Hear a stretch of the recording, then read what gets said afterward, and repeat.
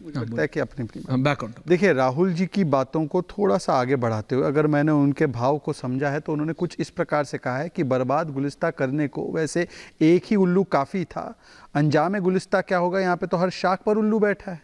और देखिए ना, ये उल्लू नहीं है, ये उल्लू बनाने की कोशिश है। मैं आपको बताता हूँ, ये कोई स्टेटमेंट जो है ना, प्लीज नोट कीजिए, दिस इज नॉट सहयोग, इट इज प्रयोग स्टेटमेंट।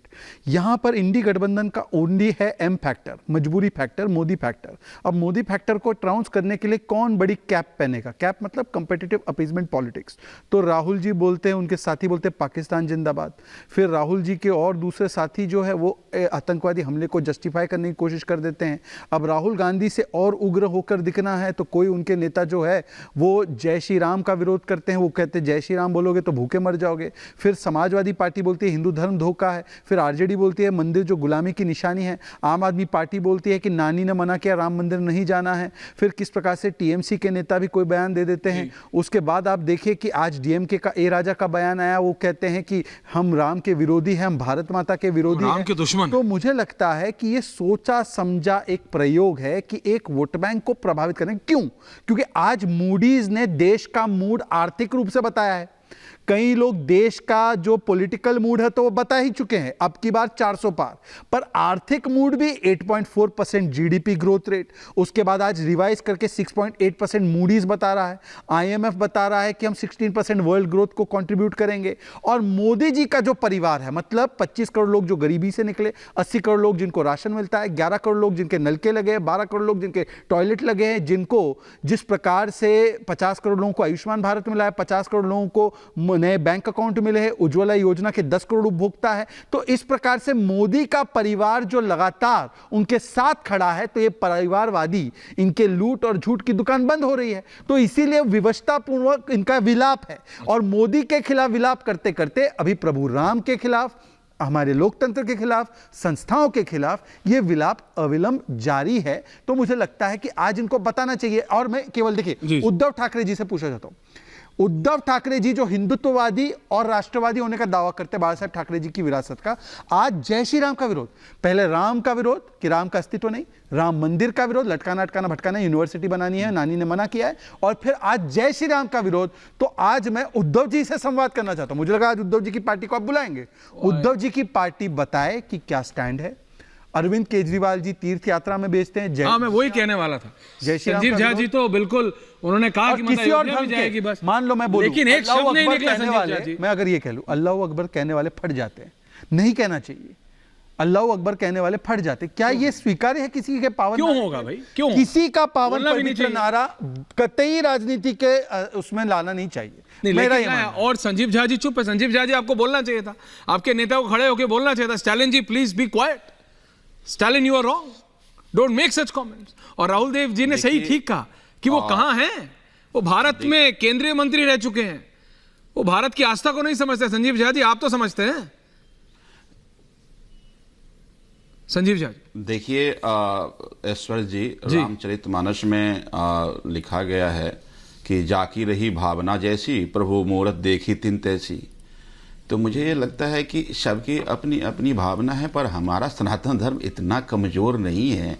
क्या हमारे भगवान नहीं, मैं आपसे एक चीज पूछ रहा हूं, उसमें हम सनातन धर्म खत्म हो जाएगा? ऐसा नहीं है। सनातन वो कह रहे हैं जय श्री राम भारत माता को नहीं स्वीकारेंगे। अब सवाल पूछते हैं, जाकर कह दो हम राम नहीं। मैं आप ही से पूछ रहा हूं और मैं उसके बाद कुछ नहीं बोलूंगा ना। आप मेरे मैं किसी के बीच में नहीं बोला, आपके बीच में कभी नहीं बोलता संजीव जी, सिर्फ 3 लाइन बोल रहा हूं। उन्होंने कहा जय श्री राम भारत माता को नहीं स्वीकारेंगे, जाकर कह दो हम राम के दुश्मन हैं, मुझे राम रामायण के प्रति आस्था नहीं है। Thank you Sanjeev Jha ji, please बोलिए। तो आपने मैंने जो चौपाई पढ़ा शायद ठीक से आप नहीं समझ पाए। सुन लिया। क्या कहते हैं रामचरितमानस में? कहते हैं जाकी रही भावना जैसी, प्रभु मूरत देखी तिन जैसी। तो जिसकी जैसी भावना है, भगवान सबका कल्याण करते हैं, प्रभु श्री राम सबका कल्याण करते हैं। और किसी एक के कहने से हमारा सनातन धर्म खत्म हो जाएगा, ऐसा नहीं है। लेकिन जो दूसरी बात है, देखिए मुझे ये लगता है कि आज जब हम डिबेट कर रहे हैं और अभी आईएमएफ की रिपोर्ट की बात कर रहे थे, तो उसी रिपोर्ट में आईएमएफ ने कहा है कि 2028 तक जीडीपी के बराबर हमारा कर्जा हो जाएगा। भाई पहली बार उन्होंने कहा चाय वाला, और भी 55 करोड़ से कर्जा हो गया जाकर 90 करोड़। फिर उन्होंने कहा चौकीदार, कर्जा हो गया 1.95 लाख करोड़। अब कह रहे हैं कि मोदी जी का परिवार अब कर्जा हो जाएगा जीडीपी के बराबर 2028 तक। इसकी चिंता और इसका डिबेट कौन करेगा? एक बात बताइए, जितने बड़े मोदी जी ने कहते हैं बड़े बड़े फैसले लिए, क्या बड़ा फैसला लिया? पहला बड़ा फैसला लिया था इन्होंने नोटबंदी का, और उस नोटबंदी से देश को कितना नुकसान हुआ। अनऑर्गेनाइज सेक्टर बर्बाद हो गया, एमएसएमई बर्बाद हो गया, लोगों के नौकरी खत्म हो गए। फिर जीएसटी का खराब इंप्लीमेंटेशन के कारण छोटे उद्योग ऐसे ही खत्म हो गए। अब कहते हैं कि 2024 में जब आएंगे तो और बड़े फैसले लेंगे। तो ऐसा ना कहते हैं किसी को एक टांग पे खड़ा हो जाना है पूरे साल, और जो खड़ा नहीं होगा उसको गोली, पता नहीं क्या क्या फैसले लेंगे। क्योंकि अभी तक जो बड़े फैसले लिए उससे देश को बड़ा नुकसान हुआ है। आज मुझे लगता है कि जब 2 महीने बाद चुनाव होगा तो मुद्दे टीवी बहस तो होनी चाहिए ना, कि वो महंगाई की बात जो थी उसका क्या हुआ। टीवी बहस तो इस बात की होनी चाहिए ना कि रोजगार की बात थी उसका क्या हुआ। क्या इससे हम प्रभावित नहीं? किसी एक के कह देने से हमारे भगवान राम की महिमा कम हो जाएगा? नहीं होगी। वो भाई उसका अपना विचार है, उसके अपने मन है, वो कहते रहे। टीका टिप्पणी करने की बात नहीं है। अगर टीका टिप्पणी करने की बात करेंगे, टीका टिप्पणी की बात में उस पर भी टिप्पणी करना पड़ेगा कि इन्हीं के भारतीय जनता पार्टी के भागलपुर के पीरपैंती विधानसभा के एक विधायक हैं, उन्होंने कहा था कि अगर हनुमान जी की पूजा करने से शक्ति आ जाती तो फिर कभी अमेरिका मजबूत नहीं होता। कहा कि लक्ष्मी जी की पूजा करने से अगर धन आ जाती तो यूरोप कभी अमीर नहीं होता। तो मेरा यह कहना है कि लेकिन उस व्यक्ति को कहने से हमारे धर्म का नुकसान नहीं हो सकता है।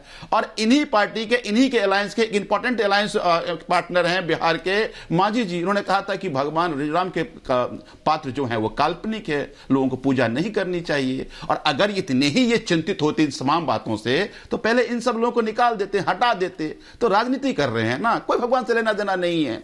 आज आप देखिए मुश्किल क्या है कि कल को मैं शहजाद भाई कल को कांग्रेस में थे तो बीजेपी को गाली देते थे, आज बीजेपी में है कांग्रेस को गाली देते हैं। अपनी निजता, अपना मूल नहीं, अपना विचार क्या है आपका? विचार तो हर 5 साल में बदल जाता है ना।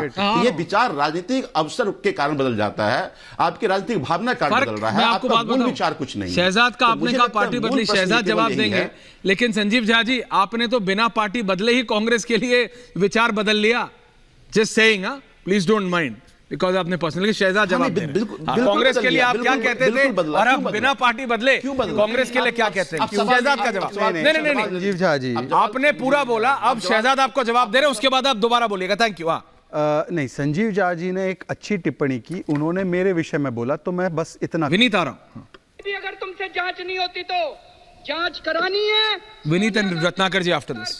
2 दिन उसका इंटेरोगेशन। चलिए, मैंने तो इनके हिसाब से मैंने अवसरवादिता दिखाते हुए अपने स्टैंड को बदला। नहीं, मैंने बीच में नहीं बोला। संजीव झा जी अपनी अपनी बारी में टिप्पणी करनी चाहिए। कोई नहीं बोला आपके बीच में, कोई किसी के बीच में नहीं बोल रहा। बोलिए। मैंने तो बार बार कहा है कि कांग्रेस में मजबूरी थी तो स्टैंड लेना पड़ा। आज मैं मुक्त स्वर से बोलता हूं, जो बोलता हूं, और डंके की चोट पर बोलता हूं। पर आप बता दीजिए कि उस समय पर केजरीवाल सही बोल रहे थे या आज केजरीवाल सही बोल रहे हैं? उस समय पर लालू को जेल भेजना चाहते थे और आज कॉम्प्रोमाइज कर गए, तो कौन सा केजरीवाल असली है वो जरा बता दीजिए। आपने ये बात भी सही बोली कि भावना रही जैसी वैसे मूरत दिखती है प्रभु की, बिल्कुल सही। नानी ने तो बड़ा मना किया, पर नानी के मना करने के बाद भी अपनी माताजी को, पिताजी को लेकर गए वहां पर, तो अच्छी बात है। नानी की भावनाओं को खारिज कर दिया। मैं तो वही कह रहा था, मनीष सिसोदिया यूनिवर्सिटी बनाना चाह रहे थे, उसको भी खारिज कर दिया।